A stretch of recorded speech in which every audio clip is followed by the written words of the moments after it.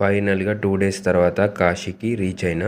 ఆ 2 డేస్ తర్వాత ఇక బస్ దిగిన తర్వాత ఏం జరిగిందో మీకు ముందే చెప్పిన. ఆ అన్న కలుసుడు, అక్కడికి పోవుడు, ఆ అన్న పైసలిచ్చుడు, నేను షాక్ అవ్వుడు. అక్కడికి అయిపోయిందా. ఆ తర్వాత ఆ అన్న ఇవరకే యాక్చువల్‌గా ఒకసారి వచ్చిండట. సో ఇది రెండోసారి. మేమిద్దరం కలిసి నడుచుకుంటా మణికర్ణిక ఘాట్ పోయి అక్కడ స్నానం చేసినాం. అక్కడ బాగా మంది దొంగలుంటారు. సో నేను స్నానం చేసేటప్పుడు ఆయన బ్యాగ్ పట్టుకున్నాడు. ఆ అన్న స్నానం చేసేటప్పుడు నేను బ్యాగ్ పట్టుకున్నా. ఆ తర్వాత తమ్ముడు ఒక రూమ్ చూద్దాం పా అన్నాడు. సింగిల్ అయితే 1500, డబల్ అయితే 2000, 2500 అన్నాడు. నాకు అంత ఐడియా లేదు వాడు. అరే భయ్, మన తెలుగులోని ఎట్లా గుర్తుపడతారు తెలుసా?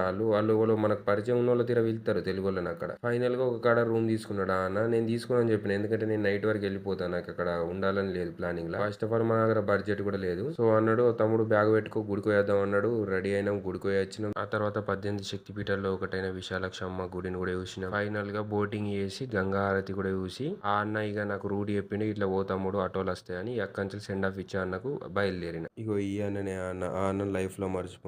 ఫైనల్ గా 2 డేస్ తర్వాత కాశీకి రీచ్ అయినా. ఆ 2 డేస్ తర్వాత ఇక బస్ దిగిన తర్వాత ఏం జరిగిందో మీకు ముందే చెప్పిన. ఆ అన్న కలుసుడు, అక్కడికి పోవుడు, ఆ అన్న పైసలు ఇచ్చుడు, నేను షాక్ అవ్వుడు. అక్కడికి అయిపోయిందా. ఆ తర్వాత ఆ అన్న ఇవరకే యాక్చువల్‌గా ఒకసారి వచ్చిండట. సో ఇది రెండోసారి. మేమిద్దరం కలిసి నడుచుకుంటా మణికర్ణిక ఘాట్ పోయి అక్కడ స్నానం చేసినాం. అక్కడ బాగా మంది దొంగలుంటారు. సో నేను స్నానం చేసేటప్పుడు ఆయన బ్యాగ్ పట్టుకున్నాడు. ఆ అన్న స్నానం చేసేటప్పుడు నేను బ్యాగ్ పట్టుకున్నా. ఆ తర్వాత తమ్ముడు ఒక రూమ్ చూద్దాం పా అన్నాడు. సింగిల్ అయితే 1500, డబల్ అయితే 2000, 2500 అన్నాడు. నాకు అంత ఐడియా లేదు వాడు. అరే భయ్, మన తెలుగులోని ఎట్లా గుర్తుపడతారు తెలుసా?